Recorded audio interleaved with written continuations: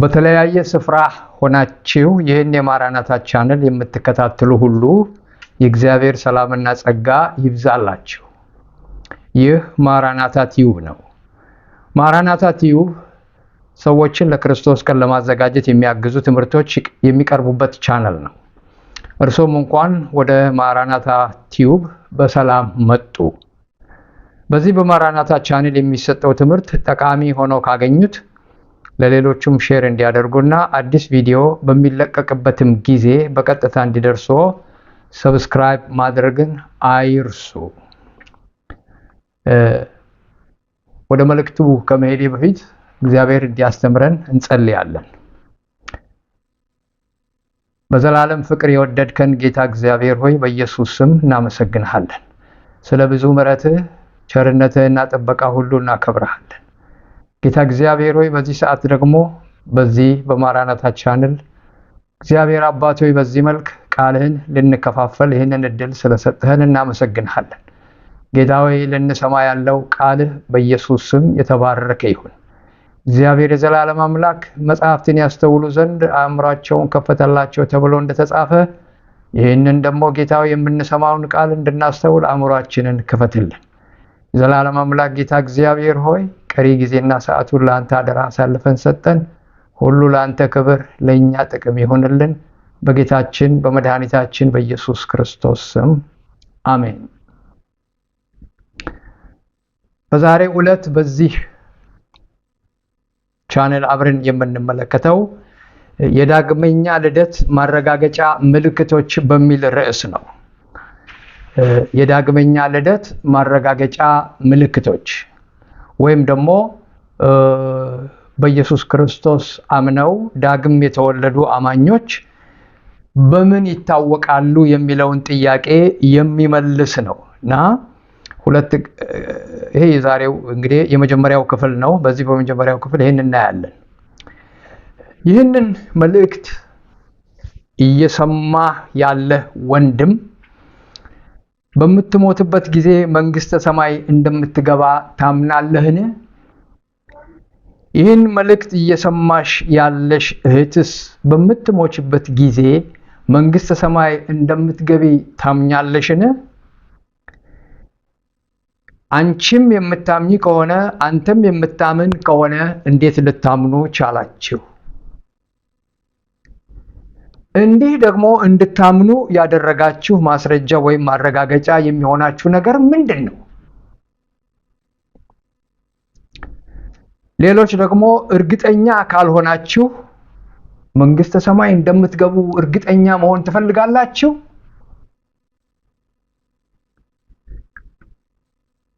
ይህ መልእክት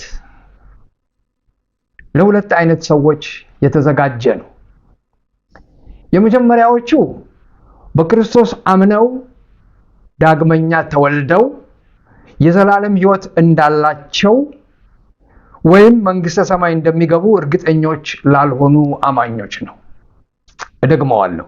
በክርስቶስ አምነው ዳግመኛም ተወልደው የዘላለም ሕይወት እንዳላቸውና መንግስተ ሰማይ እንደሚገቡ እርግጠኛ ላልሆኑ አማኞች ነው።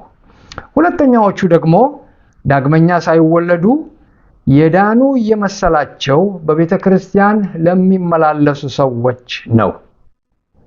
እነዚህ ሁለት አይነት ሰዎች ይህንን ትምህርት በደንብ ከተከታተሉ በኋላ መዳናቸውንም ወይም አለመዳናቸውን እርግጠኛ ይሆናሉ። ድኜ ይሆን አልዳንኩ ይሆን የሚል መጠራጠር ወደ ህይወታቸው አይመጣም። ይህን ትምህርት እስከ መጨረሻ ከተከታተሉ።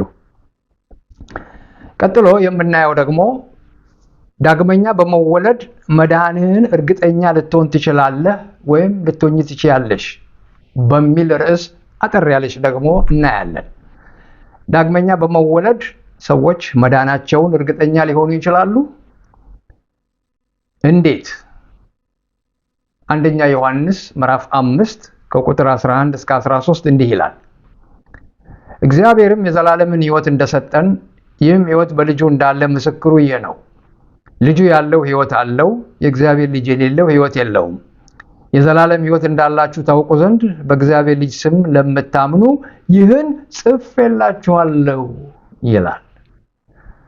ሐዋርያው ዮሐንስ የዘላለም ሕይወት ያላቸው ሰዎች የዘላለም ሕይወት እንዳላቸው ያውቁ ዘንድ የጻፈው ነው እና ምን ብሎ ይጀምራል? እግዚአብሔርም የዘላለምን ሕይወት እንደሰጠን ይላል። ልጁ ያለው ሕይወት አለው፣ የእግዚአብሔር ልጅ የሌለው ሕይወት የለውም ይላል። ቀጥሎ ደግሞ የዘላለም ሕይወት እንዳላችሁ ታውቁ ዘንድ በእግዚአብሔር ልጅ ስም ለምታምኑ ይህን ጽፌላችኋለሁ ይላል። ስለዚህ ዮሐንስ ይህንን የጻፈበት ምክንያት የሚያነቡ ሰዎች በሙሉ የዘላለም ሕይወት እንዳላቸው ያውቁ ዘንድ ነው። ስለዚህ ሰው በክርስቶስ አምኖ የዘላለም ሕይወት እንዳለውና እንደሌለው ማወቅ ይችላል ማለት ነው። ሰው በክርስቶስ አምኖ መዳኑን ወይም ሲሞት መንግሥተ ሰማይ እንደሚገባ እርግጠኛ ያልሆነ አማኝ ምን ማድረግ አለበት? ራሱን መመርመር አለበት። ራሱን መፈተሽ አለበት። ራሱን መፈተን አለበት። በሁለተኛ ቆሮንቶስ ምዕራፍ 13 ቁጥር 5 ላይ ሐዋርያው ጳውሎስ ይህን በሚመለከት እንዲህ ብሏል። በሃይማኖት ብትኖሩ ራሳችሁን መርምሩ፣ ራሳችሁን ፈትኑ፣ ወይስ ምናልባት የማትበቁ ባትሆኑ ኢየሱስ ክርስቶስ በእናንተ ውስጥ እንዳለ ስለ እናንተ አታውቁምን? ጳውሎስ ይህን ጥያቄ ያቀረበው በቆሮንቶስ ስለሚገኙ አማኞች ነበር። በሃይማኖት ብትኖሩ ራሳችሁን መርምሩ ይላቸዋል። እቺ በሃይማኖት ብትኖሩ የምትለዋ ቃል እምነታችሁ ትክክለኛ መሆኑን ለማለት ነው። እምነታችሁ ትክክለኛ መሆኑን ራሳችሁን መርምሩ ይላል። አያችሁ፣ ሰዎች ራሳቸውን በመመርመር ወይም በመፈተሽ ሊደርሱ የሚችሉ እንደሆነ ነው ጳውሎስ እያሳየ ያለው። ራሳችሁን ፈትኑ ካለ በኋላ ኢየሱስ ክርስቶስ በእናንተ ውስጥ እንዳለ ስለ እናንተ አታውቁምን ብሎ ደግሞ መልሶ ይጠይቃቸዋል። ለምንድን ነው ጳውሎስ የቆሮንቶስን አማኞች ራሳችሁን መርምሩ የሚላቸው? በእምነት ብትኖሩ ማለቱስ ምን ማለት ነው? በእምነት በሕይወት ብትኖሩ ማለቱ ነው። በእምነት ብትኖሩ ማለቱ በእምነት በሕይወት ብትኖሩ ራሳችሁን መርምሩ ማለቱ ነው። ከአፍ ወይም ከንግግር ባለፈ እምነታችሁ በተግባር እየታየ የምትኖሩ ከሆነ ማለቱ ነው እና የእንግሊዝኛው አባባል እንዲህ ይላል፣ Know you not your own selves how that Jesus Christ is in you except you be reprobates ይላል። እቺ reprobates የምትለዋ ቃል በደንብ ልትተረጎም ይገባል። አማርኛው ትርጉም ምናልባት የማትበቁ ባትሆኑ ነው የሚለው። ትንሽ ግልጽ አይደለም እና ምን ማለት ነው ግን የማታምኑ ወይም ኢአማንያን ካልሆናችሁ በስተቀር ማለቱ ነው። ቀለል ባለ አተረጓጉም ስንተረጉሙ የማታምኑ ወይም ኢአማንያን ካልሆናችሁ በስተቀር ኢየሱስ ክርስቶስ በእናንተ ውስጥ እንደሚኖር አታውቁምን ነው የሚለው። ስለዚህ የቆሮንቶስ ሰዎች ክርስቶስ በእነርሱ ውስጥ እንደሚኖር የሚያውቁ አይመስሉም። ክርስቶስ ደግሞ በእነርሱ ውስጥ እንዳለ የሚያውቁ ካልሆነ መዳናቸውን እርግጠኛ አይደሉም። ስለዚህ ራሳችሁን ፈትሹ፣ መርምሩ የሚለው በሃይማኖት ውስጥ መሆናችሁን ለማወቅ ነው። በኢየሱስ ክርስቶስ አምናችሁ መዳናችሁን ፈትሹ፣ ፈትሻችሁ ትደርሳላችሁ ነው እያለ ያለው። የእምነት አይነቶችን እንመለከታለን አሁን። ምክንያቱም በእምነት ጉዳይ ላይ ትንሽ የተለያዩ ነገሮች ስላሉ ቢያንስ 3 አይነት እምነቶች እንዳሉ አብረን አሁን እንመለከታለን። በመጽሐፍ ቅዱሳችን ውስጥ 3 የእምነት አይነቶች ይገኛሉ። አንደኛ ሕያው እምነት የሚባል አለ። ሕያው እምነት ይህ ሕያው እምነት የሚያድን እምነት ነው። ሁለተኛ የሚሰራና በስራ የሚገለጥ የእምነት አይነት ነው። በደንብ ልንረዳው ይገባል። ሕያው እምነት የተባለው የሚያድን እምነት ነው። እንደገና የሚሰራና በስራም የሚገለጥ እምነት ነው። ያዕቆብ ምዕራፍ 2 ላይ የዚህን አይነት እምነት ከ21 እስከ 24 እንዲህ ብለዋል። አባታችን አብርሃም ልጁን ይስሐቅን በመሰዊያው ባቀረበ ጊዜ በስራ የጸደቀ አልነበረምን? እምነት ከስራው ጋር አብሮ ያደርግ እንደነበረ በስራም እምነት እንደተፈጸመ ትመለከታለህን? መጽሐፍም አብርሃምም እግዚአብሔርን አመነ ጽድቅም ሆኖ ተቆጠረለት ያለው ተፈጸመ፣ የእግዚአብሔርም ወዳጅ ተባለ። ሰው በእምነት ብቻ ሳይሆን በስራ እንዲጸድቅ ታያላችሁ ይላል። አብርሃም የሚሰራና ሕያው እምነት እንደነበረው የሚያሳየው ምንድን ነው በዚህ ክፍል? ምክንያቱም እያየን ያለነው ሕያው እምነት ስለተባለው ነው። አባታችን አብርሃም ልጁን ይስሐቅን በመሰዊያው ባቀረበ ጊዜ በስራ የጸደቀ አልነበረምን የሚለው ቃል አብርሃም እምነት እንደነበረውና እምነቱም ደግሞ ልጁን ይስሐቅን በመሰዊያው በማቅረብ እንደተፈጸመ እንመለከታለን። ልጁን ይስሐቅን በመሰዊያው ከማቅረቡ በፊት አምኗል። እንደገና ደግሞ ይሄ እምነት ልጁን በመሰዊያው ባቀረበ ጊዜ በተግባር ተፈጽሟል። ሕያው እምነት ማለት ይሄ ነው። እምነት አለ፣ እምነቱ በተግባር ሲፈጸም ሕያው እምነት ይባላል። ስለዚህ አብርሃም ሕያው እምነት የነበረው ሰው ነው። ሁለተኛው የእምነት አይነት ሙት እምነት የሚባል ነው። በእምነት ካቴጎሪ ውስጥ ነው ያለው፣ ግን ሙት እምነት ይባላል። በስራ የማይገለጥ የእምነት አይነት ነው። የማያድን እምነት ነው። የመጀመሪያው ሕያው እምነት ትዝ ይላችሁ ከሆነ ሕያው እምነት ማለት በስራ የሚገለጥና የሚያድን እምነት ነው ብለናል። ይህ ሁለተኛው እምነት ደግሞ ሙት እምነት ነው። ሙት እምነት ደግሞ በስራ የማይገለጥና የማያድን ነው። ሰዎችም በክርስቶስ አምነው አይድኑም። ኦኬ፣ እዚሁ ያዕቆብ ምዕራፍ 2 ቁጥር 14፣ 17፣ 20 እና 26 ላይ እናገኘዋለን የዚህን አይነት እምነት። ቁጥር 14 እንዲህ ይላል፣ ወንድሞቼ ሆይ እምነት አለኝ የሚል ስራ ግን የሌለው ሰው ቢኖር ምን ይጠቅመዋል? እምነቱስ ሊያድነው ይችላልን? ጥያቄ ነው የሚጠይቀው። እምነት አለኝ የሚል ስራ ግን የሌለው ሰው ቢኖር ምን ይጠቅመዋል? እምነት እኮ አለው ሰውየው፣ ግን ስራ የለው። ታዲያ ምን ይጠቅማል? እምነት አለኝ ማለት እምነቱስ ሊያድነው ይችላልን ብሎ ይጠይቃል። 17 ቁጥር ላይ ደግሞ እንደዚሁም ስራ የሌለው እምነት ቢኖር በራሱ የሞተ ነው ይላል። ስለዚህ ከስራ የተለየ እምነት ስለሆነ ይህ ሙት እምነት ተብሎ ይታወቃል። ቁጥር 20 ላይ አንተ ከንቱ ሰው እምነት ከስራ ተለይቶ የሞተ መሆኑን ልታውቅ ትወዳለህን? እምነት ከስራ ተለይቶ ምንድነው? የሞተ ነው። እምነት ነው፣ ግን ምን አይነት እምነት? የሚሰራ ሳይሆን የማይሰራ ስለሆነ የሞተ ነው፣ ሙት እምነት ነው። ስለዚህ ያዕቆብ በቁጥር 26 ላይ ሲጠቀልል ሐሳቡን ከነፍስ የተለየ ሥጋ የሞተ እንደሆነ እንዲሁ ደግሞ ከስራ የተለየ እምነት የሞተ ነው። ሶስተኛው የእምነት አይነት ጊዜያዊ እምነት፣ የአፍ እምነት ወይም የንግግር እምነት ይባላል። የመጀመሪያው ሕያው እምነት ነው ብለናል። ሁለተኛው ሙት እምነት ነው ብለናል። አሁን ደግሞ ሶስተኛው ጊዜያዊ እምነት፣ የአፍ እምነት ወይም የንግግር እምነት ይባላል።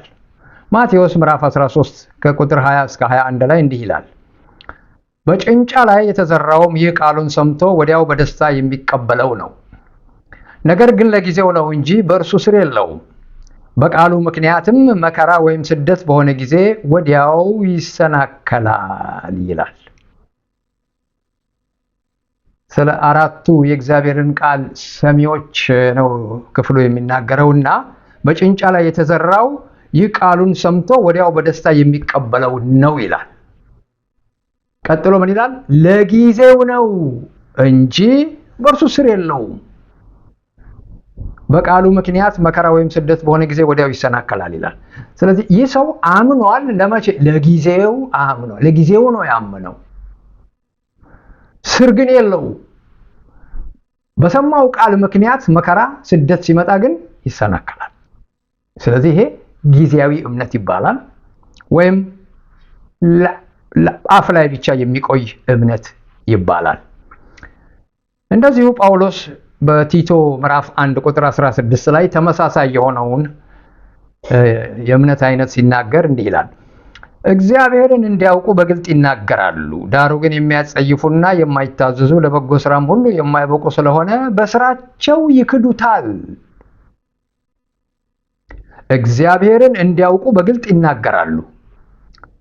እነዚህ ሰዎች እግዚአብሔርን እንደሚያውቁ የሚናገሩ ናቸው። እናውቃለን የሚሉ ናቸው።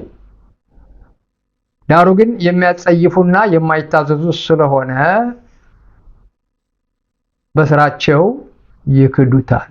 እሺ፣ በአፍ ላይ እምነት አለ፣ እግዚአብሔርን እናውቃለን አለ፣ በስራ ሲታዩ ግን ይክዱታል። ስለዚህ ያን የሚያውቁትን እውነት በስራ አይተረጎሙም። ስለዚህ ዕውቀታቸውና ኑሯቸው የተፋታ ነው፣ የማይገናኝ ማለት ነው። በአፋቸው ላይ በንግግራቸው ላይ እግዚአብሔር አለ፣ በኑሯቸው ላይ ግን እግዚአብሔር የለም። ስለዚህ ይህ የአፍ እምነት ብቻ ነው፣ ስራ የሌለው ነው። በስራቸው ይክዱታል። ስለዚህ የዚህ አይነት እምነት አለ እና በእግዚአብሔር ቤት እነዚህ ሶስት አይነት እምነቶች ይኖራሉ። እነዚህ ሶስት አይነት እምነቶች ሰዎች ሁሉ በእንደዚህ አይነት እምነቶች ሊመላለሱ ይችላሉ። አሁን የዳግመኛ ልደት ማረጋገጫ ምልክቶችን ከማየታችን በፊት አስቀድመን ማረጋገጫ ያልሆኑ ምልክቶችን እናያለን። ዳግመኛ የተወለዱ ሰዎች በምን ይታወቃሉ ነው መልእክቱ ዋናው። ከዛ በፊት ግን ዳግመኛ ልደት ማረጋገጫ ያልሆኑ ምልክቶችን እናያለን። ኮንፊውዥን ለማጥራት ማለት ነው። ኦኬ፣ አንዳንድ ሰዎች የዳኑ ይመስላሉ ሳይድኑ እና የዚህ አይነት ምልክቶችን ነው የምናየው። ኢየሱስ ክርስቶስ ስለ ሁለት አይነት ፍሬዎች ተናገረ አንድ ጊዜ። ማቴዎስ ወንጌል 7 ከ16 እስከ 17 ምን አለ? ከፍሬያቸው ታውቋቸዋላችሁ። ከኩርንችትስ በለስ ይለቀማልን? ከእሾህ ወይን እንዲሁም መልካም ዛፍ ሁሉ መልካም ፍሬ ያደርጋል፣ ክፉ ዛፍም ክፉ ፍሬ ያደርጋል አለ እና መልካም ዛፍ ሁሉ መልካም ፍሬ ያደርጋል፣ ክፉ ዛፍም ክፉ ፍሬ ያደርጋል አለ። ሁለቱም አይነት ዛፎች ፍሬ ያፈራሉ። መልካሙም ዛፍ መልካም ፍሬ ያፈራል፣ ክፉም ዛፍ ክፉ ፍሬ ያፈራል። ስለዚህ በፍሬያቸው ይታወቃሉ። ስለዚህ አሁንም ያመኑ ሰዎች ከፍሬያቸው ይታወቃሉ። ከፍሬያቸው ይታወቃሉ። ከዚህ ቀጥሎ የምንመለከታቸው ሌሎች ተጨማሪ ምልክቶች ካልታከሉበት በስተቀር ብቻቸውን የዳግም ልደት ማረጋገጫ ምልክቶች ሊሆኑ አይችሉም። የዳግም ልደት ማረጋገጫ ያልሆኑ ምልክቶች፣ አንደኛ በጉባኤ ኢየሱስ ክርስቶስን እንደ ጌታና የግል አዳኝ አድርጎ መቀበል። በጉባኤ ወይም በቤት በአገልጋዮች መሪነት ኢየሱስን የግል አድርጎ መቀበል ለመዳን ብቻውን ዋስትና አይሆንም። የዳነ አማኝ ነው ብሎ ለማለት ዋስትና አይሰጥም ብቻውን፣ ሌሎች ፍሬዎች ካልታከሉበት በስተቀር። ሰዎች ኢየሱስን እንደ ጌታና አዳኝ አድርገው የሚቀበሉበት ምክንያቶች ብዙ ናቸው። ለምሳሌ አንደኛው የምስራቹን ቃል ሲሰሙ መንፈስ ቅዱስ ኃጢአተኛ መሆናቸውን ወቅሷቸው ጌታን ሊቀበሉ ይችላሉ። በትክክለኛው መንገድ ማለት ነው። ይሄ ትክክለኛው መንገድ ነው። ሁለተኛው ግን በሌሎች ሰዎች ግፊት ጌታን ሊቀበሉ ይችላሉ። ትክክለኛ ያልሆነ ጌታን አቀባበል ነው ይሄ፣ በግፊት። ሶስተኛ በደረሰባቸው ችግር ሳቢያ የችግራቸው መፍትሄ እየመሰላቸው ጌታን ሊቀበሉ ይችላሉ። ይህም ትክክለኛ አይደለም እና እንደነዚህ አይነት ሰዎች ተጨማሪ ሌሎች ፍሬዎች በሕይወታቸው ካልታዩ ዳግመኛ ለመወለዳቸው ማረጋገጫ ምልክቶች ሊሆን አይችልም።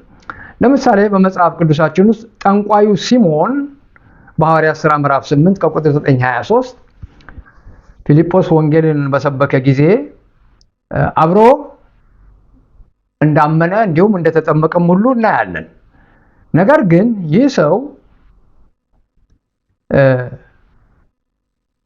ችግሮች አሉበት።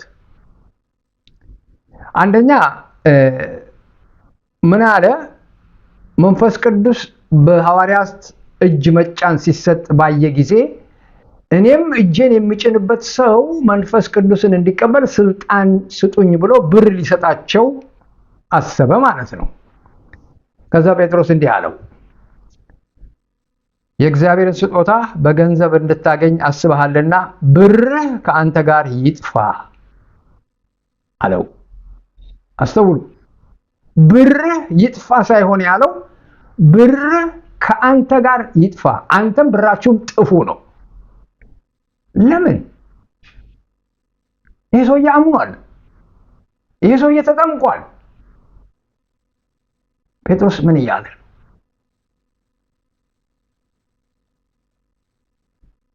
የዳነ ሰው ፍሬ አይደለም የሚታይበት።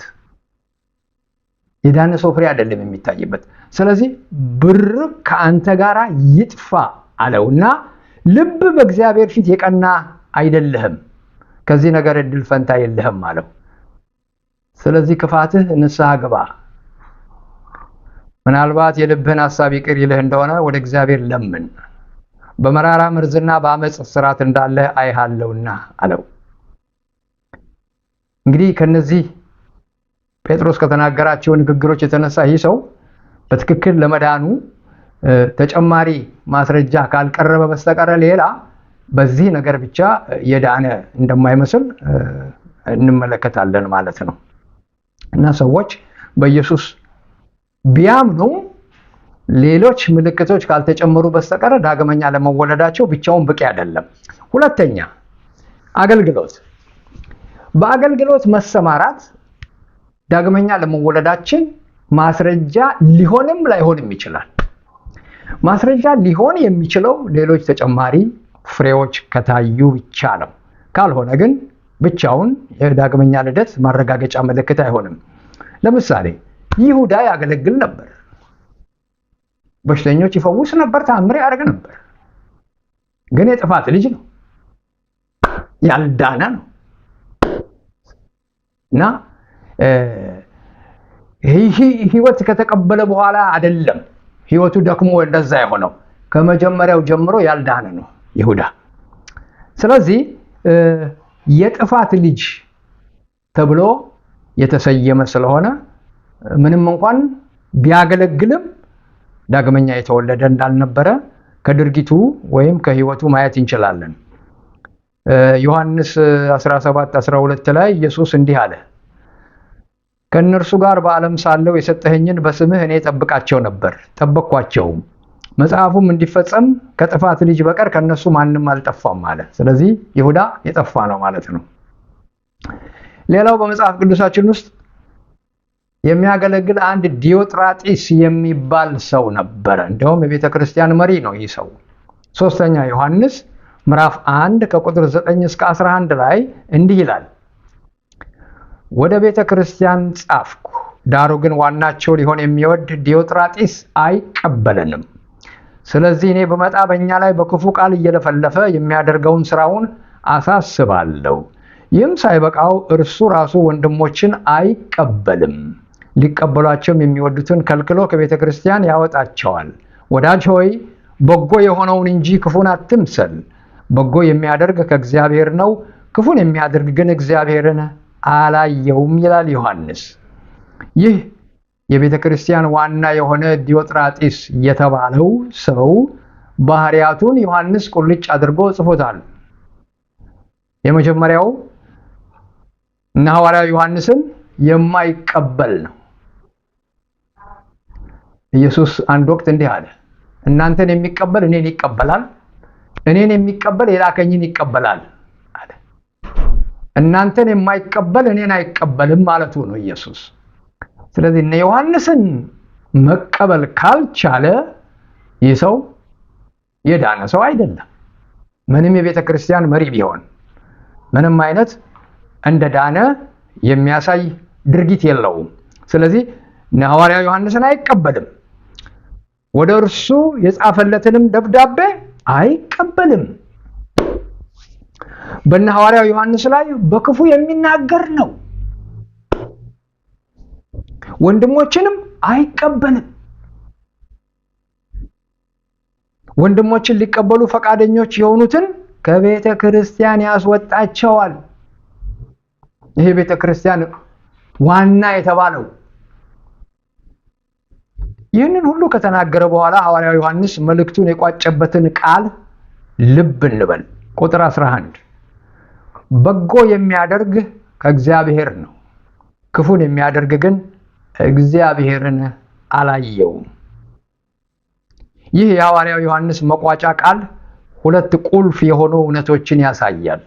የመጀመሪያው በጎ የሚያደርግ ከእግዚአብሔር ነው ይላል። ስለዚህ በጎ ማድረግ ከእግዚአብሔር የመሆን ምልክት ነው። ሁለተኛው ክፉ የሚያደርግ እግዚአብሔርን አላየው። ስለዚህ እግዚአብሔርን አይቻለሁ የሚል ሰው መታወቂያው ክፉ ማድረግ ሳይሆን በጎ ማድረግ ነው። ዲዮጥራጥስ ከእግዚአብሔር ቢሆን ኖሮ መልካም ነገር ነበር የሚያደርገው፣ በጎ ነገር ነበር የሚያደርገው። አሁን ግን ከእግዚአብሔር ስላይደለ በጎ ማድረግ አቅም የለውም፣ ችሎታም የለውም። ስለዚህ አገልጋይ ቢሆንም የዳነ እንዳልሆነ እንመለከታለን። ምክንያቱም የዳነ ሰው ምልክት በሕይወቱ አይታይም። የዳነ ሰው ፍሬ በሕይወቱ ስለማይታይ ነው። ስለዚህ አገልግሎት ብቻውን ሌላ ምልክት ካልታየበት በስተቀር ሰዎች መዳናቸውን እርግጠኞች መሆናቸውን አያሳይም።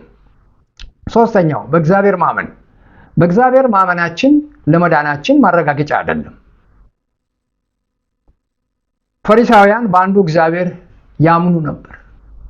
ዮሐንስ ወንጌል ምዕራፍ 8 ከ41 እስከ 44 እንዲህ ይላል፣ እናንተ የአባታችሁን ሥራ ታደርጋላችሁ አላቸው። እኛስ ከዝሙት አልተወለድንም፣ አንድ አባት አለን፣ እርሱም እግዚአብሔር ነው አሉት። ኢየሱስም አላቸው፣ እግዚአብሔርስ አባታችሁ ከሆነ በወደዳችሁኝ ነበር። እኔ ከእግዚአብሔር ወጥቼ መጥቻለሁና እርሱ ላከኝ እንጂ ከራሴ አልመጣሁምና። ንግግሬን የማታስተውሉ ስለምንድን ነው? ቃሌን ልትሰሙ ስለማትችሉ ነው። እናንተ ከአባታችሁ ከዲያብሎስ ናችሁ፣ የአባታችሁንም ምኞት ልታደርጉ ትወዳላችሁ። እርሱ ከመጀመሪያ ነፍሰ ገዳይ ነበረ፣ እውነትም በእርሱ ስለሌለ በእውነት አልቆመም። ሐሰትን ሲናገር ከራሱ ይናገራል፣ ሐሰተኛም የሐሰትም አባት ነውና ይላል።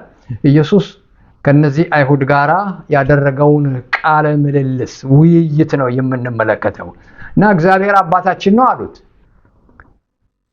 እግዚአብሔር ማመናቸውን የሚያሳይ ነው። ያምናሉ፣ እውነት ነው። እግዚአብሔር ግን በእግዚአብሔር ማመን ብቻውን ዳግመኛ ለመወለድ ምልክት አይደለም። ጭራሽ እነዚህማ የዲያብሎስ ልጆች ናቸው የተባሉት። እነሱ እንደሚሉት የእግዚአብሔር ልጆች እንዳይደሉ ኢየሱስ ስለተናገረ ከዚህ የበለጠ ማረጋገጫ ሊኖረን አይችልም። ለእነዚህ ሰዎች ሰው በእግዚአብሔር አምኖ የዲያብሎስ ልጅ መሆን እንደሚችል ኢየሱስ ቁልጭ አድርጎ አስቀምጦታል። እግዚአብሔር አባቴ ነው እያለ ነገር ግን የዲያብሎስ ልጅ መሆኑን እንደ ኢየሱስ የገለጠ ማንም አስተማሪ የለም። ስለዚህ ኢየሱስ አባቴ ነው እያለ የዲያብሎስ ልጅ መሆን ይቻላል። ያዕቆብ ምዕራፍ 2 ቁጥር 19 ላይ እንዲህ ይላል፣ እግዚአብሔር አንድ እንደሆነ አንተ ታምናለህ፣ መልካም ታደርጋለህ። አጋንንት ደግሞ ያምናሉ ይንቀጠቀጡማል ይላል። ይህ እግዚአብሔር አንድ እንደሆነ አንተ ታምናለህ፣ መልካም ታደርጋለህ። አጋንንት ደግሞ ያንን ያምናሉ። አጋንንት እግዚአብሔር አንድ እንደሆነ እንደሚያምኑ ታውቃላችሁ።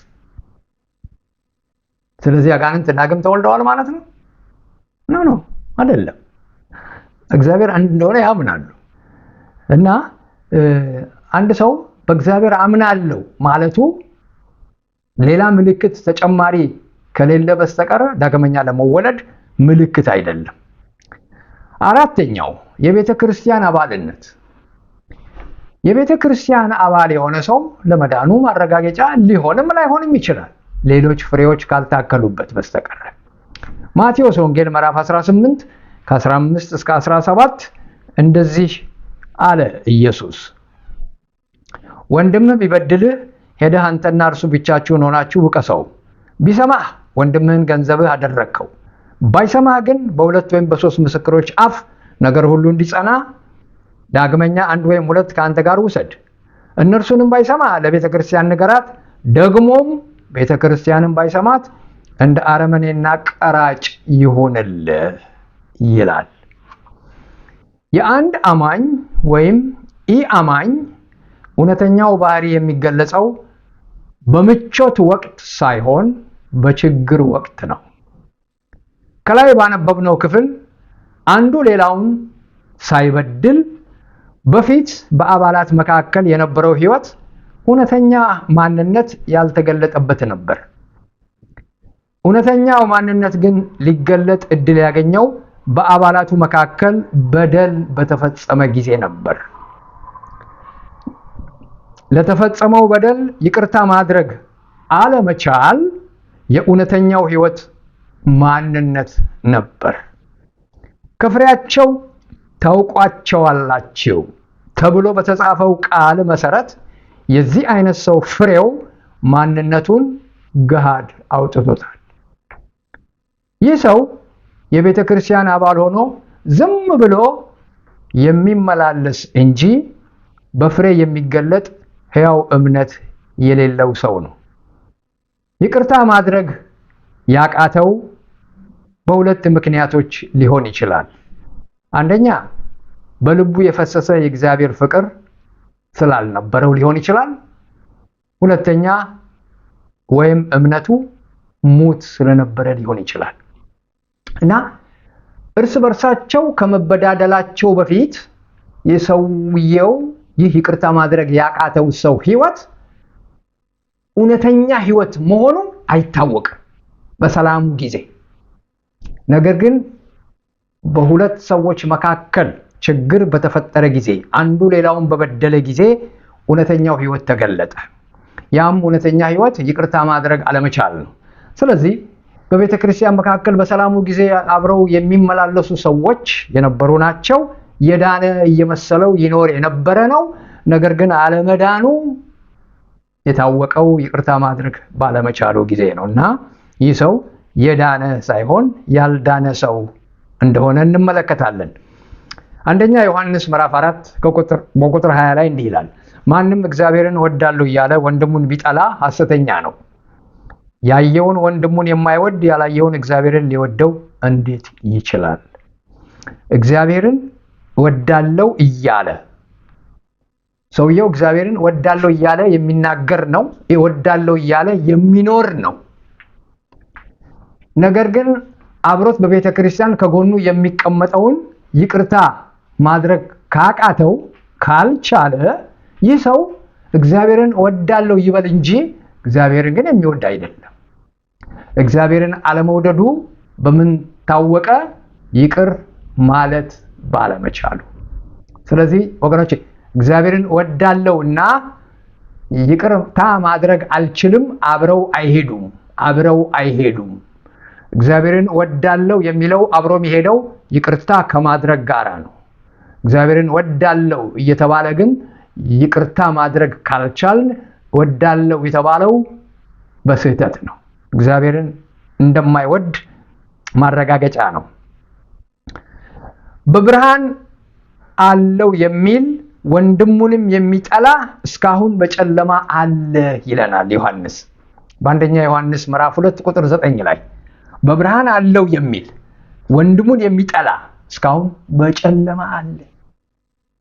ሰውየው ግን እኮ በብርሃን አለው ነው የሚለው። በብርሃን አለው ነው የሚለው። በብርሃን እመላለሳለሁ ነው የሚለው። እግዚአብሔርን አውቃለሁ ነው የሚለው። እግዚአብሔርን ወዳለሁ ነው የሚለው። ግን እዚህ አጠገቡ ያለውን የቤተ ክርስቲያን አባል ይቅር ማለት አይችልም። ስለዚህ በብርሃን አለው ሳይሆን ትክክለኛው አባባል በጨለማ አለው ነው። ይህ ሰው በጨለማ ነው የሚመላለሰው። በብርሃን ያለማ እዚህ ወንድሙን ይቅር የሚል ነው። ይህ ብቻውን ሌሎች ፍሬዎች ካልታከሉበት በስተቀር የዳግም ልደት ማረጋገጫ ሊሆን አይችልም። ስለዚህ ሰዎች እምነታቸውን መፈተሽ ወይም መመርመር ይገባቸዋል። ሌላው አምስተኛው ነጥብ የውሃ ጥምቀት ነው። ሰዎች በውሃ ስለተጠመቁ የዳኑ ይመስላቸዋል፣ ዳግመኛ የተወለዱ ይመስላቸዋል። ይህም ብቻውን ሌሎች ፍሬዎች ካልታከሉበት በስተቀር የዳግመኛ ምልክት ማረጋገጫ ሊሆን አይችልም። ምክንያቱም ያላመኑ ሰዎችም ሊጠመቁ ስለሚችሉ ነው። በዓለም ላይ እኮ ብዙ የማያምኑ ሰዎች ሊጠመቁ ይችላሉ። ጥምቀት በክርስቶስ አምነው ዳግም የተወለዱ አማኞች መዳናቸውን ዓለም እንዲያየው ምስክርነት የሚሰጡበት ስርዓት ነው እንጂ ስርዓትን በመፈጸም ብቻ ዳግም ለመወለድ የሚያበቃ አይደለም። ማርቆስ 16 ቁጥር 16 እንዲህ ይላል፣ ያመነ የተጠመቀም ይድናል፣ ያላመነ ግን ይፈረድበታል ይላል። በዚህ ስፍራ ኢየሱስ የተናገረበትን ቅደም ተከተል ልብ እንበል። ቅደም ተከተሉን የተጠመቀ ያመነ ይድናል ሳይሆን ያለው ያመነ የተጠመቀ ይድናል ነው። ቅድሚያ እምነት ነው። ስለዚህ አምኗል፣ ስለዚህ ተጠምቋል። አምኖ ከተጠመቀ ይድናል። የሚፈረድበትስ ካላመነ እሺ። ስለዚህ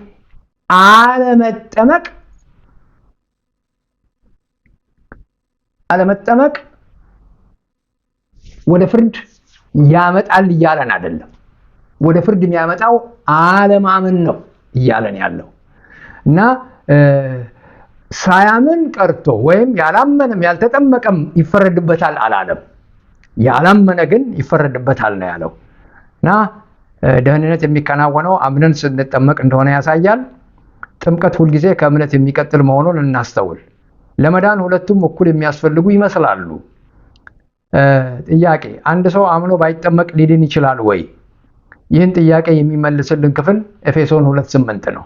ኤፌሶን 2:8 እንዲህ ይላል፣ ጸጋው በእምነት አድኗቸዋልና ይህም የእግዚአብሔር ስጦታ ነው እንጂ ከእናንተ አይደለም።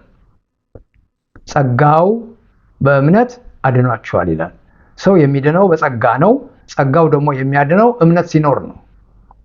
ስለዚህ ጸጋው በጥምቀት አድኗቸዋል አይደለም የሚለው፣ ጸጋው በእምነት አድኗቸዋል። ስለዚህ በእምነት የዳነ ሰው ደግሞ ወደ ጥምቀት ስርዓት ይሄዳል። ሐዋርያው ጳውሎስ ክርስቶስ ለምን እንደላከው የገለጸበትን የሚቀጥለውን ክፍል በጥንቃቄ ማየት ስለ ጥምቀት ያለንን ግንዛቤ እንደሚያስተካክለው አምናለሁ። አንደኛ ቆሮንቶስ ምዕራፍ 1 ከ14 እስከ 17 እንዲህ ይላል፣ በስሜ እንደተጠመቃችሁ ማንም እንዳይል ከቀርስጶስና ከጋይዮስ በቀር ከእናንተ አንድን ስንኳ ስላላጠመቅሁ እግዚአብሔርን አመሰግናለሁ። የእስጢፋኖስንም ቤተሰቦች ደግሞ አጥምቄአለሁ፣ ጨምሬ ሌላ አጥምቄ እንደሆነ አላውቅም። ለማጥመቅ ክርስቶስ አላከኝምና ወንጌልን ልሰብክ እንጂ የክርስቶስ መስቀል ከንቱ እንዳይሆን በቃል ጥበብ አይደለም። ጳውሎስ ያጠመቃቸው ሰዎች መኖራቸውን ይናገራል። በቁጥር 17 ላይ ግን ለማጥመቅ ክርስቶስ አላከኝምና ወንጌልን ልሰብክ እንጂ በማለት ለቆሮንቶስ አማኞች ይነግራቸዋል። ጳውሎስ ጥምቀት አያስፈልግም እያለ አይደለም። ወንጌልን መስበክ ውስጥ ጥምቀት የለበትም እያለም አይደለም። እያለ ያለው ግን ዋናውና ትልቁ ጉዳይ የሰዎች መዳን ስለሆነ የምስራቹን ወንጌል መስበክ ዋናው የኔ ተልእኮ ነው እያለ ነው። ጥምቀት ከዚያ የሚቀጥል ጉዳይ ነው እያለ ነው። ሰዎች ከዳኑ በኋላ የሚሆን ስርዓት ነው እያለ ነው ያለው። ስለዚህ ነው ኢየሱስ እንዳጠምቅ ሳይሆን የላከኝ የሚያድነውን የምስራቹን ወንጌል እንድናገር ነው ያለው። ስለዚህ ጥምቀት አያስፈልግም አላለም። ወንጌል ውስጥ ጥምቀት የለም አላለም። አጥብቀን እንድናስተውል ያስፈልጋል። የሚያስፈልገው የሚያድነው ወንጌል መጀመሪያ መነገር አለበት። ያን ያመነ ነው የሚጠመቀው እያለ ነው። ስለዚህ እኔ ወንጌልን እሰብካለሁ፣ ሌላው ደግሞ ያጠምቃል ነው እያለ ያለው። ስለዚህ ከዳኑ በኋላ ነው ጥምቀት። የተጠመቀ ድኖ ሊሆን ይችላል፣ ላይድንም ይችላል። ድኖ መሆኑ የምናረጋግጠው ተጨማሪ ምልክቶች ካሉበት በስተቀር ነው። አለበለዚያ መጠመቅ ብቻውን ለመዳናችን ዋስትና አይደለም። ጸሎት የሚጸልዩ ሰዎችስ ለመዳናቸው ማረጋገጫ ነው ጸሎት? ሊሆንም ላይሆንም ይችላል። ጸሎትም ሌሎች ምልክት ካልታከሉበት በስተቀር የሚጸልዩ ሰዎች ሁሉ ድነዋል ማለት አንችልም። ማቴዎስ ወንጌል ምዕራፍ 7 ከቁጥር 21 እስከ 23 ይሄ የታወቀ ክፍል ነው። ኢየሱስ ለነዚያ ጌታ ሆይ ለሚሉ ሰዎች የተናገረው ነው። በሰማያት ያለውን የአባቴን ፈቃድ የሚያደርግ እንጂ ጌታ ሆይ የሚለኝ ሁሉ መንግሥተ ሰማይ የሚገባ አይደለም። በዚያች ቀን ብዙዎች ጌታ ሆይ በስምህ ትንቢት አልተናገርንምን? በስምህስ አጋንንት አላወጣንምን? በስምህስ ብዙ ተአምራት አላደረግንምን? ይሉኛል። የዚያን ጊዜም ከቶ አላወቅኳችሁም፣ እናንተ አመፀኞች ከኔ ራቁ ብዬ መሰክርባችኋለሁ ይላል። ጌታ ሆይ የሚለኝ ሁሉ መንግሥተ ሰማይ የሚገባ አይደለም። ስለዚህ የሚጸልይ ሰው ሁሉ የዳነ አይደለም ማለቱ ነው። በሌላ አባባል ሌሎች ተጓዳኝ እርግጠኛ የሚያደርጉ ምልክቶች ካልታገሉበት በስተቀር ጌታ ሆይ ማለት ዋስትና አይደለም ለመዳናችን። የሚጸልዩ ሰዎች ሁሉ ለመዳናቸው ዋስትና አይደለም። ሌሎች ተጨማሪ ነገሮች ሊኖሩ ይገባል። ሰባተኛው ነጥብ ደግሞ ዳግም የተወለዱ ወይም የአማኝ ወላጆች ልጅ መሆን። የአማኞች ልጅ መሆን የመዳን ማረጋገጫ አይደለም። እናቴና አባቴ አማኝ መሆናቸው እኔን አማኝ አያደርገኝም፣ እምነት አይወረስም። ይሄን ማለቴ ነው። ስለዚህ ዳግም የተወለዱ ወላጆች ያላቸው ሰዎች እነሱም ዳግም ተወልደዋል ማለት አይደለም። ጢሞቴዎስ ጥሩ ምሳሌ ነው በመጽሐፍ ቅዱስ ውስጥ። ሁለተኛ ጢሞቴዎስ 1:5 ላይ ጳውሎስ እንደዚህ ይላል፣ በአንተ ያለውን ግብዝነት የሌለበትን እምነትህን አስባለሁ። ይህም እምነት ቀድሞ በአያትህ በሎይድ በእናትህም በዩንቄ ነበረባቸው፣ በአንተም ደግሞ እንዳለ ተረድቻለሁ። ጢሞቴዎስ እምነት እንደነበረው ጳውሎስ ይናገራል። በአያቱና በእናቱም የጢሞቴዎስ አይነት እምነት እንደነበራቸው ጳውሎስ ይናገራል። ጳውሎስ ጢሞቴዎስን እናቱንና አያቱንም እንደሚያውቃቸው ያሳያል። ታዲያ ጢሞቴዎስ የእናቱንና የአያቱን አይነት እምነት ከየት አመጣ? ምናልባት ከነርሱ ወርሶ ይሆን? ጢሞቴዎስ እምነቱን ከወላጆቹ የወረሰው ሳይሆን ራሱ የምስራቹን ቃል በግሉ ሰምቶ ያመነ ለመሆኑ የሐዋርያት ሥራን የጻፈው ጸሐፊ ይነግረናል። ምዕራፍ 16 ከ1 እስከ 2 ወደ ደርቤንና ወደ ልስጥራን ደረሰ። እነሆ በዚያ የአንዲት ያመነች አይሁዳዊት ልጅ ጢሞቴዎስ የሚባል አንድ ደቀ መዝሙር ነበረ። አባቱ ግን የግሪክ ሰው ነበር። ለእርሱም በልስጥራንና በኢቆንዮን ያሉ ወንድሞች መሰከሩለት። ስለዚህ ወንድሞች መስክረውለት ያመነ ደቀ መዝሙር ነው። ነገር ግን እናቱና አያቱ አማኞች ነበሩ። ስለዚህ ጢሞቴዎስ እምነት ወርሶ ሳይሆን በግሉ ተመስክሮለት ጌታን ተቀብሎ ያመነ መሆኑን እንመለከታለን። ሐዋርያው ጳውሎስ በሁለተኛ ጢሞቴዎስ ምዕራፍ 3 ከ14 እስከ 15 ላይ ጢሞቴዎስ እንዴት እንዳመነ ሲናገር በተጨማሪ የሐዋርያት ሥራን የጻፈው ሉቃስ ነው። ሉቃስ የምስራቹን ቃል ሰምቶ ነው ጢሞቴዎስ ያመነው ነው ያለን። አሁን ደግሞ ጳውሎስ ልክ እንደ ሉቃስ የሚለው ነገር አለው። ሁለተኛ ጢሞቴዎስ ምዕራፍ 3 14 15 ላይ አንተ ግን በተማርክበትና በተረዳህበት ነገር ጸንተህ ኑር፣ ከማን እንደተማርከው ታውቃለህና ከሕፃንነትህም ጀምረህ ክርስቶስ ኢየሱስን በማመን መዳን የሚገኝበትን ጥበብ ሊሰጡ የሚችሉ ቅዱሳትን መጽሐፍትን አውቀሃል ይለዋል። ከሕፃንነት ጀምረህ ክርስቶስ ኢየሱስን በማመን መዳን የሚገኝበትን ጥበብ ሊሰጡ የሚችሉ ቅዱሳን መጽሐፍትን አውቀሃል ይላል። ስለዚህ መጽሐፍ ቅዱስን አውቆ አንብቦ ወደ እምነት የመጣ ሰው እንደሆነ እንመለከታለን ጢሞቴዎስ። ስለዚህ የሚያምኑ ወላጆች ስላሉን ድነናል ማለት አይቻልም። ደህንነት በግል ነው። የመጨረሻው ነጥብ የእግዚአብሔርን ቃል ማንበብ ወይም መጽሐፍ ቅዱስን ማጥናት ብቻውን ለመዳናችን እርግጠኛ ሊያደርገን አይችልም፣ ሌላ ምልክት ካልተጨመረ በስተቀር። የእግዚአብሔርን ቃል የሚያነብ የሚያጠና ሁሉ የዳነ ነው ማለት አይደለም። አይሁድ መጽሐፍትን ይመረምሩ ነበር፣ ግን የዳኑ አልነበሩም። ዮሐንስ ወንጌል ምዕራፍ 5 ከ39 እስከ 40 ጌታ ኢየሱስ እንዲህ አለ፣ እናንተ በመጽሐፍት የዘላለም ሕይወት እንዳላችሁ ይመስላችኋልና እነርሱን ትመረምራላችሁ፣ እነርሱም ስለ እኔ የሚመሰክሩ ናቸው። ነገር ግን ሕይወት እንዲሆንላችሁ ወደ እኔ ልትመጡ አትወዱም አላቸው። መጽሐፍትን በመመርመር የዘላለም ሕይወት ያላቸው ይመስላቸው ነበር አይሁድ።